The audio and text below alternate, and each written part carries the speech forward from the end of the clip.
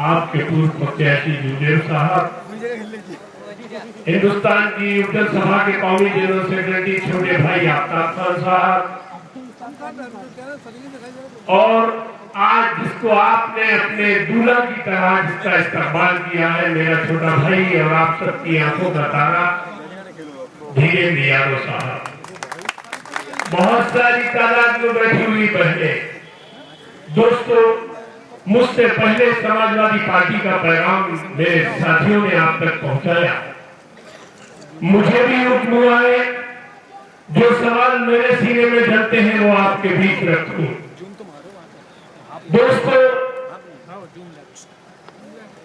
मैं कुछ भी कहने से पहले ताज भोपाली के दो मिसरे आपको सुनाना चाहता हूं जो उर्दू को समझ पाए। मैं चाहता हूं निजामे कहूं बदल डालूं, मगर ये बात फकत मेरे बस की बात नहीं। उठो बढ़ो मेरे दुनिया के आम इंसान हो, ये सब की बात है, दो चार दस की बात नहीं। दोस्तों, हिंदुस्तान की आजादी को 63 साल बीते। 63 साल में कोई आदमी बेघर नहीं होना चाहिए था। 63 साल में कोई नौजवान बेरोजगार नहीं होना चाहिए था। 63 साल में किसी बहन को अपने हाथ पीले करके घर ससुराल जाने के लिए किसी का कर्जदार नहीं होना चाहिए था। 63 साल में कोई खेत प्यासा नहीं होना चाहिए था।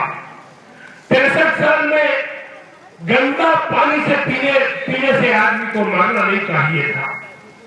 दवा का अभाव नहीं होना चाहिए था, लेकिन ये सब कुछ नहीं हुआ। मुल्क की हुकूमत चलाने वालों ने आपके साथ विश्वासघात किया। आज भी हिंदुस्तान में 43 करोड़ लोग यानी हिंदुस्तान की आधी आबादी ऐसी है, अखबार वालों लिखो, जिसकी रोज की आमदनी सिर्फ 22 रुपए रोज है।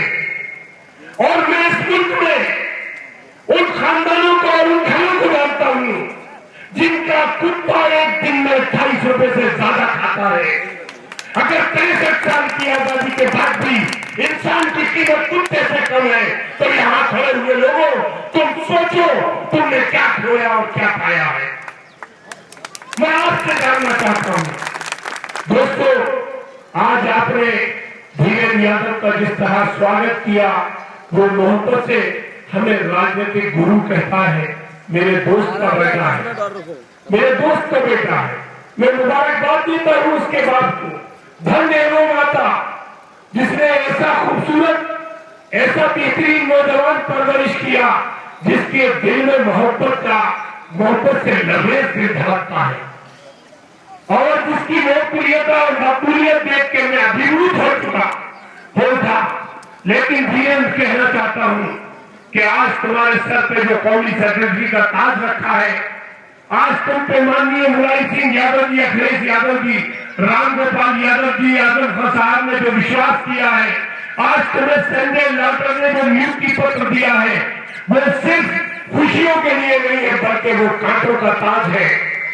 तुम्हें अंगारों पे चलना है, तुम्हें सूरज छूट तुम्हारे पैर में छुपेंगे, तुम्हें लोगों के मुकद्दर बदलने के लिए बेचैन होना है, तुम्हें वो सर्द रातें जो लोग निहात में गुजारते हैं, तुम्हें उन रातों में लोगों की भलाई के लिए सड़क पे निकलना है, तुम्हें वो गर्मी जिसके अंदर हीरे निकाले हो जाते हैं, तुम्हें उस गर्मी में लोगों की भलाई के लिए संघर्ष करना है। तभी मुल्क की तकदीर बनेगी, तभी उत्तर प्रदेश की तकदीर बनेगी। लोग कहते हैं कि अखिलेश यादव जी की सरकार, अखबार वाले भाइयों लिखो, हिंदुस्तान का वो पहला मुख्यमंत्री है जिसने 1 घंटे के अंदर उत्तर प्रदेश की तकदीर बदल दी। मुख्यमंत्री बनने के बाद 1 घंटे के अंदर जब अखिलेश जी मुख्यमंत्री बन के बाहर निकले तो अखबार वालों से कहा, जाओ लिखो, उत्तर प्रदेश के किसानों को पानी मुफ्त दिया जाएगा। अखिलेश जी ने कहा, जाओ मुसलमानों, तुम्हारी खुर्द-बुर्द जायदाद को सफीलें दी जाएंगी, तुम्हारे कब्रिस्तानों का तहफ्फुज़ किया जाएगा, तुम्हारे बुजुर्गों की कब्रों पे अब कोई ट्रैक्टर और हल नहीं चला सकेगा। जाओ, मदरसों को अनुदान दिया जाएगा। और वो नारा जो हम लोग जयप्रकाश के नेतृत्व में लगाते थे, बेकारों को काम दो या बेकारी भत्ता दो, 1 घंटे में अखिलेश यादव ने ऐलान किया मुख्यमंत्री बनने के बाद, जाओ उत्तर प्रदेश के नौजवानों, अगर तुम्हें रोजगार नहीं दे सकूंगा तो रोजगारी का, बेरोजगारी का भत्ता दूंगा। इनकलाब आ गया उत्तर प्रदेश में, इनकलाब आ गया। सारे हिंदुस्तान के बड़े बड़े बुजुर्ग मुख्यमंत्री, मुख्यमंत्री उस मासूम अखिलेश यादव के चेहरे को देखते रहे जो शहजादा मुलायम सिंह यादव के आंगन में परवरिश पाया था, जिसने हिंदुस्तान के सबसे बड़े सूबे में इनकलाब बर्पा कर दिया था। इसके पहले की सरकार जालिमों की सरकार थी। एक बेटी के साथ बलात्कार होता था, थानेदार रिपोर्ट लिखने से इनकार कर देता था। एक बेटी के साथ बलात्कार होता था, पता ये चलता था, खुद पुलिस के लोगों ने उस बलात्कार को किया, सीबीआई जांच करके भूल गई थी। आज रिपोर्ट लिखी जाने लगी। जब रिपोर्ट लिखी जाने लगी तकलीफ वाले आदमी की, तो अखबार वाले भाइयों को कहने लगे जुर्म बढ़ गया। मायावती की हुकूमत में परेशान आदमी की रिपोर्ट नहीं लिखी जाती थी, अखिलेश यादव की हुकूमत में हर आदमी की रिपोर्ट लिखी जाती है, इसलिए गिनती होती है। साथियों, मैं आपसे कहना चाहता हूं, एक इम्तहान था जो देना था, जिसमें नौजवानों, बुजुर्गों, किसानों, मुसलमानों और तमाम भाइयों, तुमने रोजगार, तुमने हम लोगों का साथ दिया और साथ दिया तुमने उत्तर प्रदेश की तकदीर बदल दी और उत्तर प्रदेश के सिंहासन पे माननीय अखिलेश यादव जी सत्तासीन हो गए। लेकिन बात अधूरी है, अभी घोटालेबाजों की सरकार है। भारतीय जनता पार्टी और कांग्रेस पार्टी एक ही सिक्के के दो पहलू हैं। बस फर्क इतना है कि एक बाबरी मस्जिद के ताले खोलता है और दूसरी बाबरी मस्जिद में पूजा कराता है, बस इतना फर्क है, बाकी एक ही सिक्के के दो पहलू हैं। मैं कहना चाहता हूं, अगर इस मुल्क के 125 करोड़ लोगों की तकदीर बदलना है तो उत्तर प्रदेश के भाइयों, तुम्हारे कंधों पर खास जिम्मेदारी। तुम इतिहास बदल सकते हो। तुम अपने नायक और महात्मा गांधी के बाद इस मुल्क में किसानों, नौजवानों और मुसलमानों के लिए मजबूती से कुछ सोचने वाले नेता मुलायम सिंह यादव को हिंदुस्तान का वजीर आजम बना।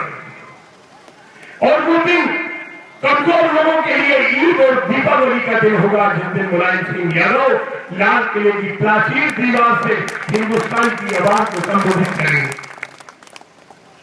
तो आवाज के कंधों पर दूसरी जिम्मेदारी है जिसके लिए हम लोग बेचे हैं। आज की रैली भी इसी बात का पैगाम थी। नौजवानों, धीरेन्द्र यादव का ऐलान भी यही था नौजवानों कि आओ आने वाले राजनीतिक युद्ध को लड़के हिंदुस्तान के सिंहासन पे कब्जा करने, ताकि किसान का राज हो जाए, कमजोर का राज हो जाए। तो दोस्तों, हमारे पास नेता है और नीति है। हिंदुस्तान के किसी राजनीतिक दल में ऐसे व्यक्तित्व नहीं है। हमारे पास मुलायम सिंह यादव है जो मोहनदास करमचंद गांधी के बाद इस मुल्क में अकेले कमजोर लोगों की आबरू की अलामत है। हमारे पास प्रोफेसर रामगोपाल यादव है जो मधुमेह के बाद इस सरजमीन हिंद में अकेले समाजवादी थिंकर है। हमारे पास मोहम्मद आजम खान है जो मौलाना अबुल कलाम आजाद के बाद इस मुल्क के मुसलमानों की एक मजबूत तलवार है। हमारे पास अखिलेश यादव है जो देश की तलवार का प्रतीक है। हम बदल सकते हैं मुल्क को, लेकिन हमारे कमजोर हाथों को आपका साथ चाहिए, हमारी कमजोर आंखों को आपकी रोशनी चाहिए, हमारे कमजोर पैरों को आपकी जुर्रत और हिम्मत चाहिए। इसी संकट के साथ हम पूरे मुल्क में बेचैन घूम रहे हैं। मैं आपसे सिर्फ एक वादा करता हूं, आज आपका प्यार देख के मैं बहुत जज्बाती हुआ। धीरेन्द्र मेरे भी बेटे की तरह है।